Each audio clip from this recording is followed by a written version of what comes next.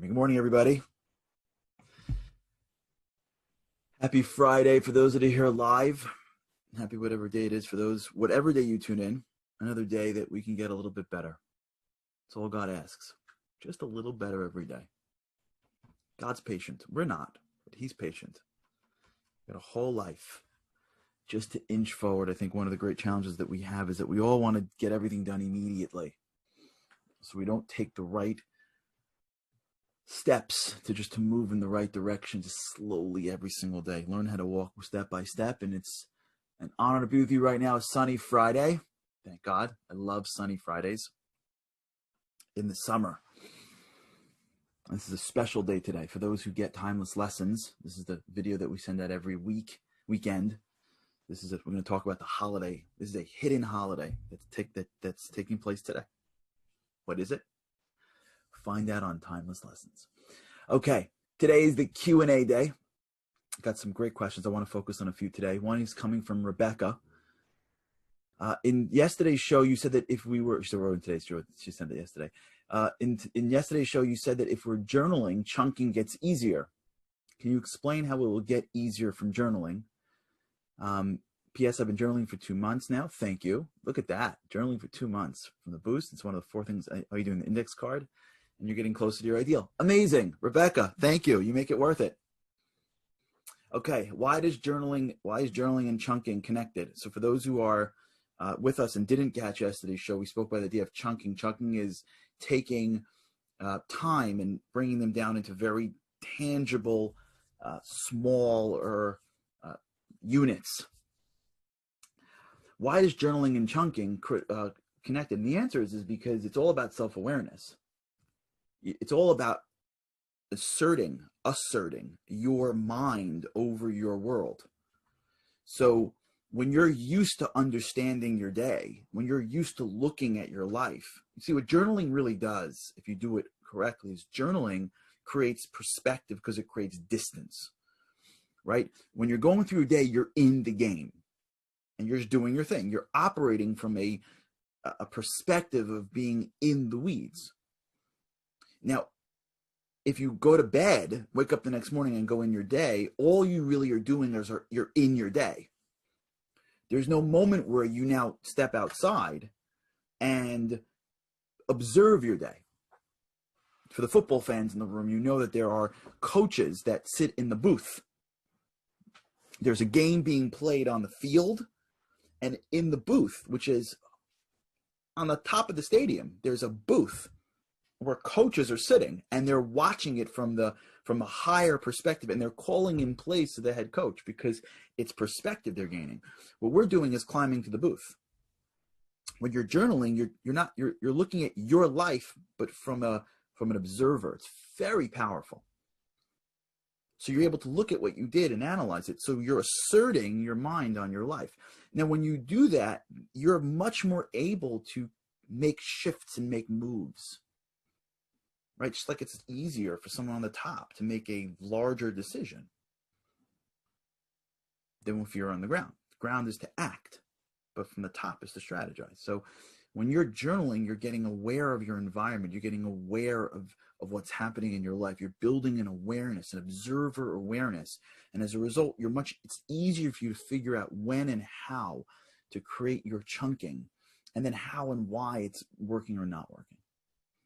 If you're in the game at all time, where are you going to start drawing the lines to chunk? But when you're on top, you can say, okay, I'm looking at my day. I'm looking at my challenges. I'm looking at my emotional willpower drop. I'm looking at my schedule. I really could, right? Someone who's an observer of his life goes, okay, wait a second. Every time I come home and I'm with my family, I'm always thinking of work. Truth is, over the course of my year, I haven't really had any major emergencies that couldn't get dealt with an hour from now. So why am I carrying the phone around? Like, I'm not an ER doctor, right? That's the expression we have in our home. We're not ER doctors. You don't need to have your phone on you at all times if you're in the house, right? Like, you can keep it in a room and check it every few minutes or every half an hour. Like, no one is calling like, oh my gosh, I needed to reach you. So why do we carry it with us when you're home? Okay, if you're on the road, where are you going to put it? But if you're home, right, that's an observer's perspective. Wait a second. Let me question my behavior, not because I'm criticizing the behavior. It's because now that I'm taking perspective, I'm realizing there's a disconnect. Having your phone on you at all time really becomes because you need it, but you don't really need it, right? I learned this when it comes to social media. I have a very interesting relationship with social media. We use it to post. I try very hard to never be on it to review. And the reason is because I find it just sucks time out of my day. It doesn't give me much. If you like social media and you want to see people are doing it, fine. You go on like once a day, maybe. But it has a way of creating this like constant pull. That's an observer mentality.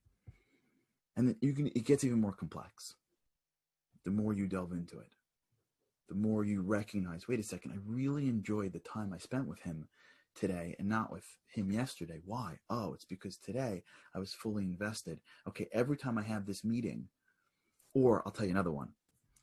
You ever get into a meeting with somebody and they're on their phone the whole time? You ever do that? And you're like, this is so offensive. You ever have, it happens to me all the time. Not, hopefully, actually it depends on who it's with, to be honest with you. If I could be totally honest. Depends on the age. I'll sit in one-on-one meetings with people sometimes, and they'll be on their phone, and I'm like, "Are you out of your mind?" I'm thinking in my head. I wish I had the guts to say it, but I don't. Or I don't know if it's guts. I don't know if it's guts. I guess it's the sensitivity of not wanting to offend somebody, but like it is. Or at a meeting of 4 or 5 people, and the person's looking at his stuff. I'm like, really? We're having a meeting about something. It's 10 more minutes. And then I remember, wait, you do that too. You do that too. So when you pull back and go, okay, I gotta create this time zone now. When I walk into this meeting, all I have is this meeting. Because remember how offensive it was when someone else looked at their phone? Remember that. Okay. That's a journal entry. I'm sitting in a meeting today. I couldn't believe how offended I was. Wait a second, I do this too. Remember, next time you walk into a meeting or into a conversation or you go out for lunch with a friend, leave your phone in your bag. Put the ringer on in case someone needs to reach you, but leave it in your bag. Journaling creates awareness, and awareness enables you to assert greater control on your environment, and that's really what chunking is. You're asserting much greater control in your environment. Thanks. Thank you, Rebecca. Okay. Stephen, thank you for watching, and you've been journaling too. Awesome. You're great, awesome with the gratitude. Here's the issue.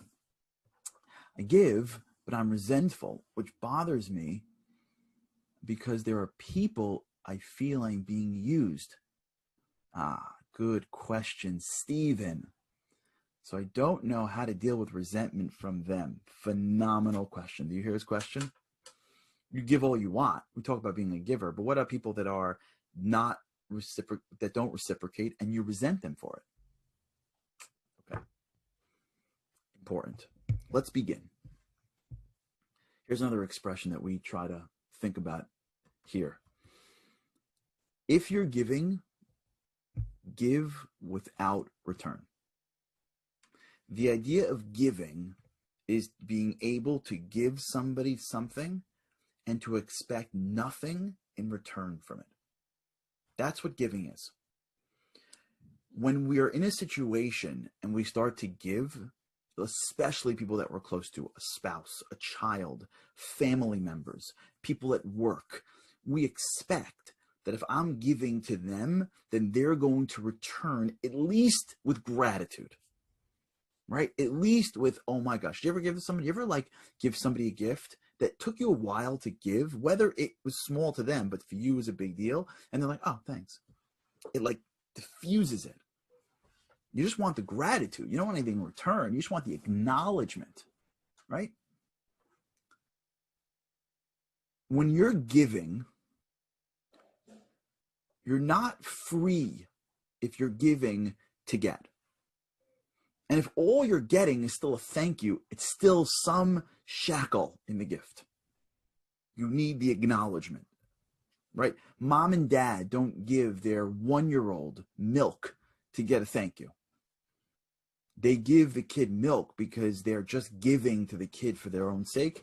And whether the thank you comes or not, it's irrelevant to them. They're free. They're free to be givers.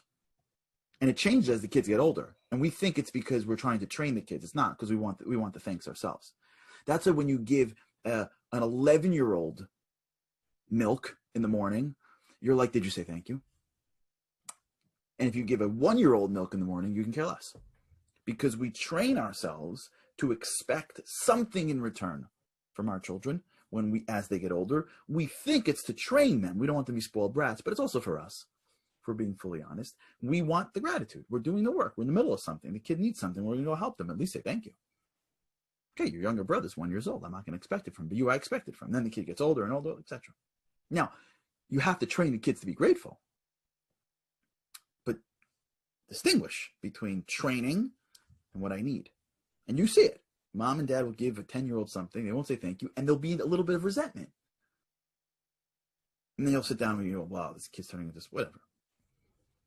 So the level of giving needs to be giving for nothing in return. Just for the sake of giving. And if you're with us next week, you're going to see that a lot of what we're talking about with happiness is this. It's giving in a free way. I'm just giving. And the reason is because giving is a rebuilding of you. Giving is the rebuilding of you. What do I mean? I mean, you are a vessel. And we spoke about this, I think, last week. And the vessel either has it's funny, we spoke about it very differently last week, but you'll see how it's two different sides, right? On the one side, the happiness piece of you needs to capture everything. But on the other side, when it comes to giving of something, when you can see yourself, almost picture it as you're a vessel, like a faucet. And when God gives you benevolence, when he gives you, we call in Hebrew, shefa. Shefa is like bounty, spiritual bounty. A part of it, from what I understand, of how it draws down into your life comes as to where is it going. So a person who is given lots of money is given lots of money because he has to, or she has to do something with that money.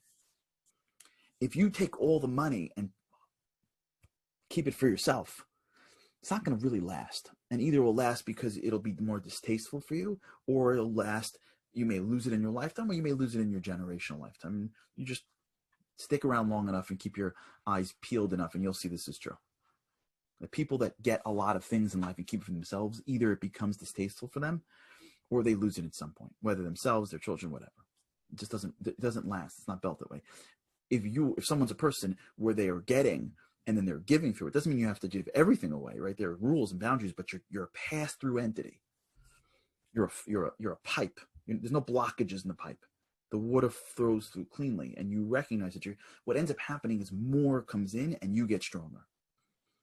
So we don't give because we need in return. We give because giving is good for us. Giving builds us. And honestly, if we really want to talk about this for a second, and we're going to try to hit this next week, if you think about the strongest way, like what would be the greatest muscle you work on in your life, it would be giving. Gratitude really is to get you to giving. Because once you become a giver, you're bulletproof. Nobody can knock you down. You're always in giving mode. God's the ultimate giver, and he gets no respect. Think about it. God gives us everything. Breath. And people forget about him, say he's not there, curse him. Some guy does something wrong because he's given free will, and we blame God for it. Like, God gets rocked by the entire world. Doesn't stop giving. Right? The atheist, who's out there with a huge crowd proving to the world that there's no God. He doesn't like stop breathing in the middle. He doesn't like just disintegrate.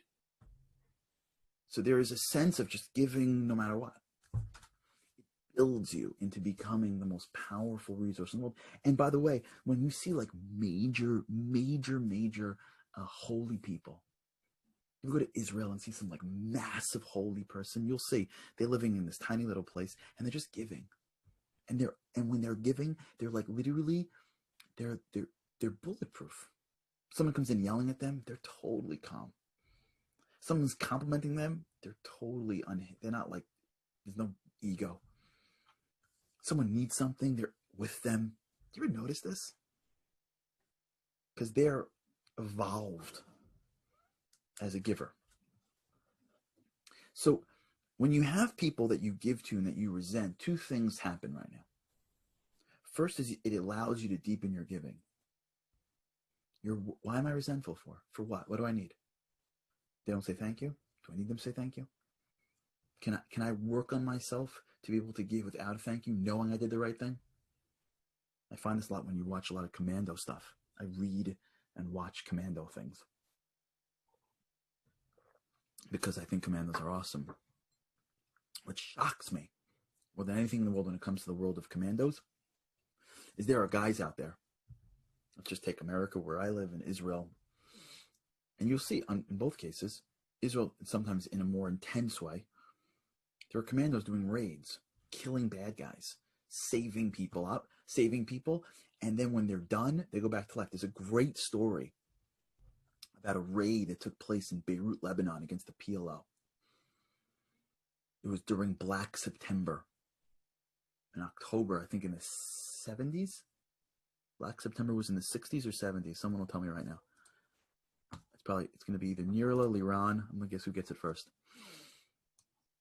Andy. Someone's going to get this first. I know. When was Black September? Or maybe. And they had this massive raid in the defense of Israel. 1970. Thanks, Andy. And there's a story where Ehud Barak, who then became prime minister, but was at the time a commander in a elite force called Sayeret Matkal. It was a great story. This is a great story. You're going to love this story. This exactly proves the point. They had to go, undercover in Beirut to hit their target. So they get to the shores and they put on their scuba gear and they swim to the shores, but they have to make it look like they're not on a raid. So they dress up like two people taking a walk, a man and a woman. So half of the commandos are dressing up like ladies. Dresses, lipstick, makeup, the whole deal. And they're just walking in Beirut on the promenade or whatever. And then they go do their stuff. So Ehud Barak has a great story where he dresses up he goes to Beirut on a mission, dresses up like a woman, walks hand in hand with his fellow compadre or comrade, right? Goes into this, finds the terrorist, takes them out, runs back, goes back into the boat, and comes back to Israel. This is now like 2 o'clock in the morning. Goes to bed. He's wiped out. His wife wakes up in the morning and sees her husband came home at 2 o'clock in the morning with a dress and lipstick on him still.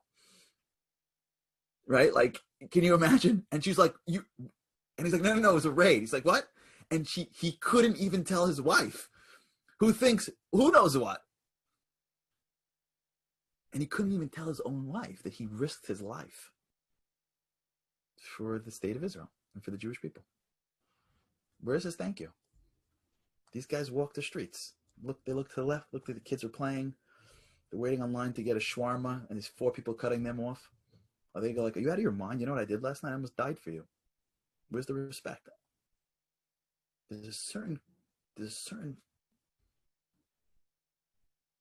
like, I guess, like okayness. I don't need you to say thank you. I knew what I was doing was right. I don't need you to tell me that. Very hard, very powerful. We're commandos of life. And there are people in our lives that we give things to, and they don't show us respect, they don't show us gratitude. It doesn't mean we have to stop giving. It doesn't mean Operation Bayonet.